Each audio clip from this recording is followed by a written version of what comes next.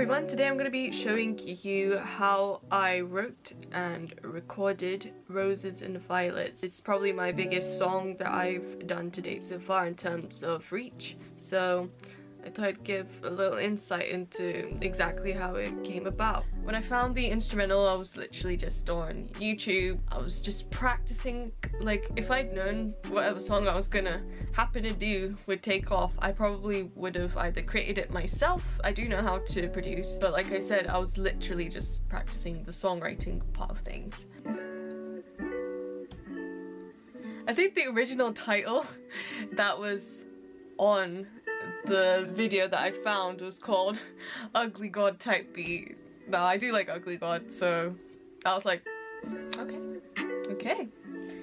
So yeah, we have the instrumental. It was like Valentine's week and, you know, roses are red, violets are blue. The kind of meme was like popping about the TL. I found this picture on Twitter. I don't know if it had any caption or anything like that, but it was just a guy looking at his phone. So the cover art of my song was what I found and kind of what triggered it.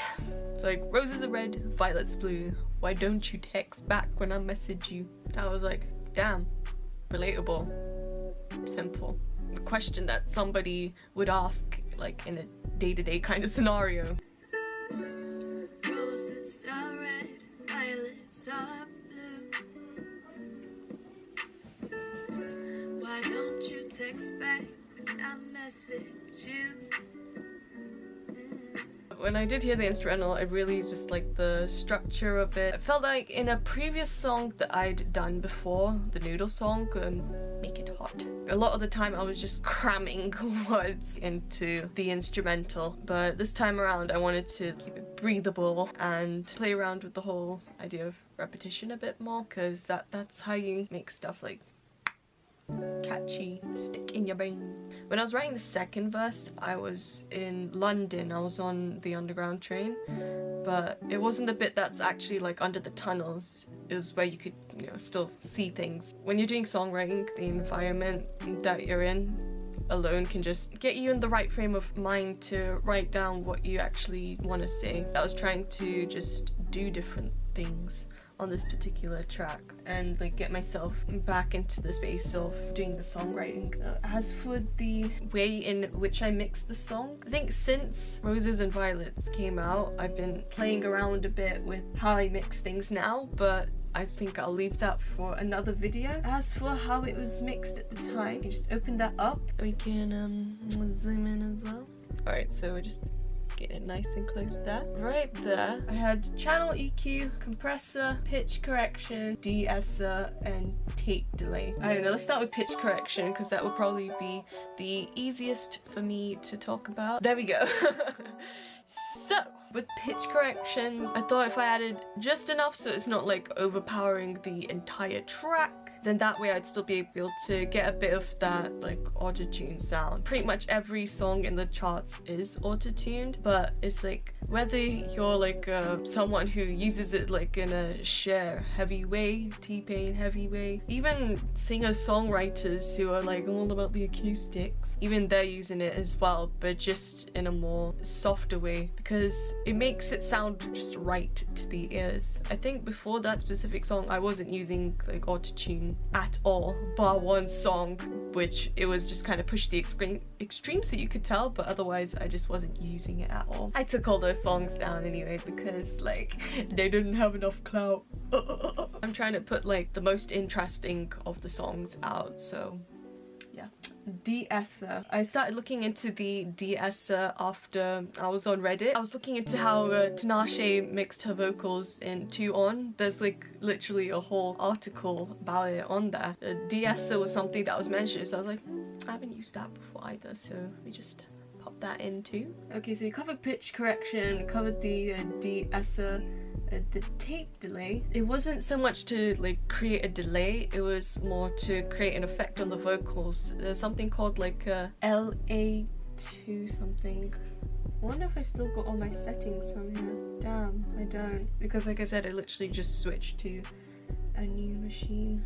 I almost feel like it would be better to show you all this on my old laptop, but the old laptop is so annoyingly slow. I think I would scream. Hopefully this whole video will inspire like people, particularly girls, because a lot of the time when you're looking on YouTube, it's just like dudes. I mean, there are some pretty good people that deliver great tutorials that are men. Stefan Guy and Sean Devine are my two favorites when it comes to the whole editing thing. Any comments or questions or just anything you want to ask, you can just tell me in the comment section. Subscribe. What else do these YouTubers say in their videos? I'm gonna try open up Logic Pro X. Probably talk a bit, have a little cry because of how slow everything is. Like, even my icons are only just now letting up. Do you like my plants? I dropped them in like for the aesthetics.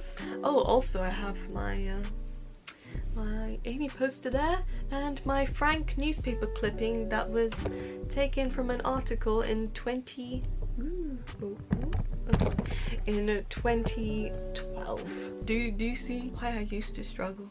Like, I clicked it and the icon is just still bouncing. But meanwhile with my other computer I just click it and this one has just had enough. Okay, we're making progress. This is going to be my artwork for the Tequila Talking song. Even though I'm not even holding tequila, it's 2 wine glasses. It gives the same kind of impression, honestly. Wow. That's bud.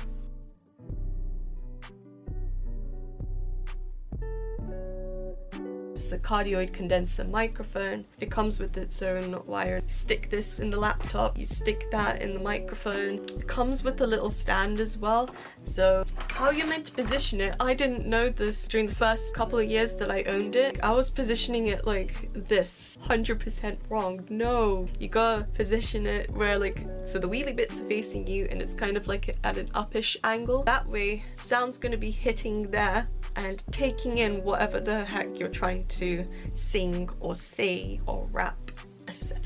You know, it's nice if you want a quick setup when you're traveling to be able to record things, and if you're just getting used to the whole concept of mics, it's also pretty cool for that too. A lot of the time it isn't the equipment that you're using, it's the creativity and the passion that's behind it. That was the advice given to me back in 2014 when I'd first met DJ Complexion. He's like an invaluable friend and supportive human being. You should check him out. He has his like own radio show and podcast, and I think a lot of the time when you are out in like big cities and making connections and stuff, not everybody is friendly, but from the jump he's just been such a cool guy. It must be because we're both Virgos.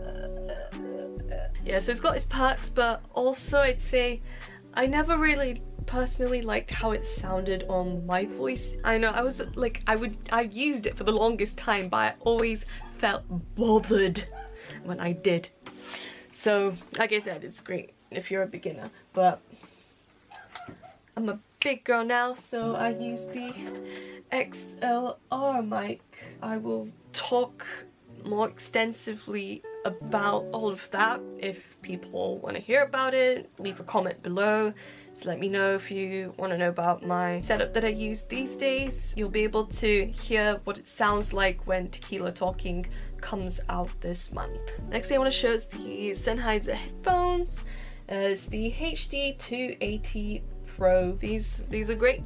They do what they're supposed to do. It's like a very neutral sounding headset, and that's very important when you're trying to record your own stuff, because you don't want the headphones giving you a completely awesome, amazing impression when in fact it actually sounds like garbage. You want an accurate hearing of what it is you've recorded and performed, so that way you can genuinely make it sound amazing and fantastic and all of that.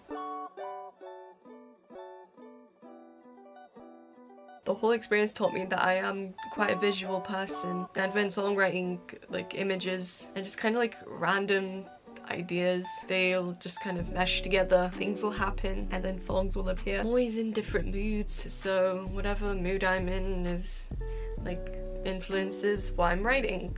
So after that, the first verse just kind of wrote itself. I think throughout the song I just kept the same rhyming pattern. Everything just rhymed with blue, you, two, another you, then more blue, blue, blue, blue. Pen them all night and then the light too. I travel alone thinking of you. It's funny, I like really concise stuff when it comes to my content, but I will ramble. I will ramble.